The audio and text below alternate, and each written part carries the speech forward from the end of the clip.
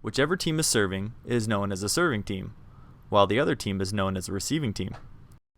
For a serve to be legal, the server, standing behind the baseline, must serve the ball cross court and underhand to the adjacent service court on the other side while making contact with the ball below the waist.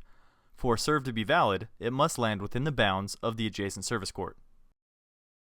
All lines are considered in, except for the non-volley line or the kitchen line. If the ball lands on the non-volley line on the serve is lost. This server will continue to serve as long as he wins the point. In pickleball, you can only score a point when your team is a serving team. When a point is scored, the server number stays the same, but the serving team score will increase by 1. Also, every time a point is scored, the players on the serving team will switch positions, and the same server will serve again. One of the unique things about pickleball is how the score is kept. This is often the most confusing part to someone who is just learning how to play.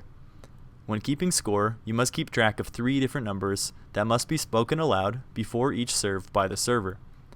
The first number is the serving team score, the second number is the receiving team score, and the third number is the server number. Each side will always get at least 2 serves, 1 per person, with exception to the very first serve of the game, where the serving team is only guaranteed 1 serve. The first person to serve will be server number 1. Whoever is in the right service court when a side starts to serve will be server number 1, again with the exception to the very first serve of the game, which in this case will be server number 2.